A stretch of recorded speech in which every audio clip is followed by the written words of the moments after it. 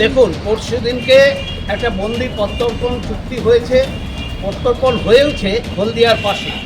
সেখানে 95 জন ভারতীয় মৎস্যজীবী যারা আটকে ছিল বাংলাদেশে, তারা ফিরেছে। ভুল করে বাংলাদেশ সীমান্তে ঢুকে যাওয়া ভারতীয় মৎস্যজীবীদের উপর অমানবিক অত্যাচারের ঘটনায় প্রতিবাদে বালুরঘাটে কাকদ্বীপের মৎস্যজীবীদের পাশে দাঁড়াতে দিন বালুরঘাটের বিভিন্ন এলাকা সহ দক্ষিণ দিনাজপুর জেলা প্রশাসনিক ভবনের প্রাচীরে পোস্টার সাঁটানো হয়। তারপরে তাদের দিকে তাকানো যাচ্ছে না, খুঁড়িয়ে খুঁড়িয়ে হাঁটছে, কোমর পর্যন্ত তাদের প্রায় অবশের মতো অবস্থা। প্রচণ্ড কুয়াশা, ঝড়ের মধ্যে হয়তো একটু সীমানা লঙ্ঘন হতেই পারে, একটা নৌকা নিয়ে যাচ্ছি, লঙ্ঘন হয়ে গেছে। এমনভাবে বাংলাদেশ বর্ডার গার্ড, বিজিবি, তারা উপকূল বাহিনী, তারা এমনভাবে তাদেরকে আটকে দিচ্ছে, আটকে দিয়ে প্রচণ্ড মারধর, কোমর থেকে বড় বড় বাঁশ দিয়ে, লোহার রড দিয়ে তাদের উপরে অত্যাচার, জেলখানাতে অত্যাচার, এগুলো মেনে নেওয়া যায় না। অমানবিক ব্যাপার। এই অত্যাচারের বিরুদ্ধে আমরা গোটা জেলার মানুষকে বলছি, গর্জে উঠুন। তাই পোস্টারটা আমরা লাগিয়েছি।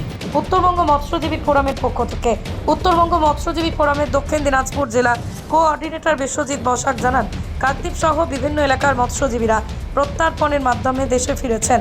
তাদের উপর অমানবিক অত্যাচার করা হয়েছে বাংলাদেশে। পাশাপাশি দক্ষিণ দিনাজপুর জেলা রাজ্যের বিভিন্ন এলাকায় কাঁটাতারের বেড়ার ওপারে ভারতীয় ভূখণ্ডে অনেক পুকুর জলাশয় রয়েছে, সেই সব জায়গায় মৎস্যজীবীদের মাছ চাষে বাধা, মাছ ধরে নিয়ে যাওয়ার ঘটনা ঘটছে। তাদের এই অত্যাচারের জন্য পাশে থাকার আর্জি জানাচ্ছেন সরকারকে। পৃথিবীর 3 ভাগ জল 1 ভাগ স্থল, তাই পানীয় জলের অভাব নেই। কিন্তু বিশুদ্ধ পানীয় জল একটাই, বৃষ্টি অ্যাকোয়া। প্রতি ফোঁটায় আনে তৃপ্তি, মেটায় তেষ্টা। বৃষ্টি অ্যাকোয়া, বিশুদ্ধ পানীয় জল।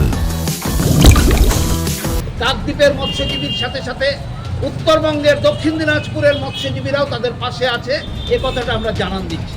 এই বিএসএফ এর ক্ষেত্রে এরকম হয়।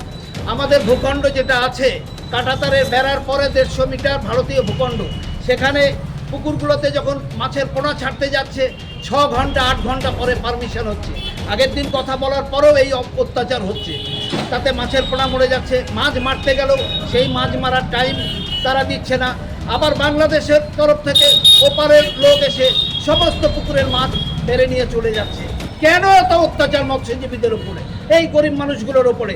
তাই তাদের উপরে অত্যাচারের বিরুদ্ধে গোটা দেশের মানুষকে, রাজ্যের মানুষকে, দক্ষিণ দিনাজপুরের মানুষকে গর্জে ওঠার কথা আমরা বলছি। এটা মেনে নেওয়া যাবে না। একদিকে বিএসএফ এর অত্যাচার, অন্যদিকে বিজিবি, বাংলাদেশ বর্ডার গার্ডের অত্যাচার, এটা আমরা মানব না। আমার নাম বিশ্বজিৎ বসাক, উত্তরবঙ্গ মৎস্যজীবী ফোরামের দক্ষিণ দিনাজপুর জেলা কোঅর্ডিনেটর।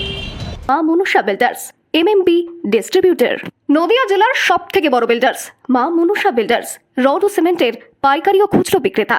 আমাদের ঠিকানা পদ্মবিলা ঠাকুরবাড়ি, চাকদা, নদিয়া। থেকে বড় English medium school JRS public school প্রায় 35 বিঘা জমির ওপর গড়ে উঠেছে বিশাল ক্যাম্পাস।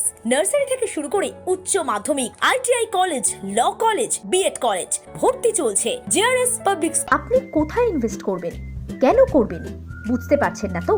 সঠিক গাইডলাইন পেতে আজই আসুন নদিয়ার চাকদাতে নিবেদিতা প্রাইভেট লিমিটেডে। Nivedita private limited, marketing and distribution service. Balcony বা সিঁড়ির রেলিং, মডিউলার কিচেন বা ড্রয়িং রুম, এক কথায় আপনার স্বপ্নের বাড়িকে করে তুলুন আরো সুন্দর। Chakda ply centre, gorgeous look বা কোয়ালিটি সবে 3 number 1 Chakda ply centre. Chakda ply centre, KBM, Chakda, Nadia. হোমওয়ার্কটা করেছো? হ্যাঁ স্যার। এ বাবা, ভুল করেছো কেন? চোখে কেমন ঝাপসা দেখছি, লিখতে আর পড়তে খুব সমস্যা হচ্ছে। চাকদার মডার্ন অপটিক্স থেকে ভালো চোখের ডাক্তার দেখিয়ে নাও। প্রতিদিন প্রকৃত চোখের ডাক্তার ও দৃষ্টি বিশেষজ্ঞ মডার্ন অপটিক্স, চাকদহে। চাকদা অ্যালুমিনিয়াম সেন্টার, প্লাই, কাঁচ, laminates, kitchen fittings, door lock, window ও অ্যালুমিনিয়ামের খুচরো ও পাইকারি বিক্রেতা। চাকদা অ্যালুমিনিয়াম সেন্টার, পূর্ব লালপুর 50 নম্বর রেলগেটের পাশে, চাকদা, নদিয়া। ভাবছেন 3 স্টার ক্যাটাগরিতে কাটাবে? রুম রে মাত্র 1500 টাকা থেকে স্টার, খাওয়া দাওয়া রিজনেবল প্রাইস। নদিয়ার একমাত্র 3 স্টার ক্যাটাগরি হোটেল এনবি সোনার বাংলা হোটেল, কল্যাণী এইমসের ঠিক উল্টো দিকে, কল্যাণী, নদিয়া।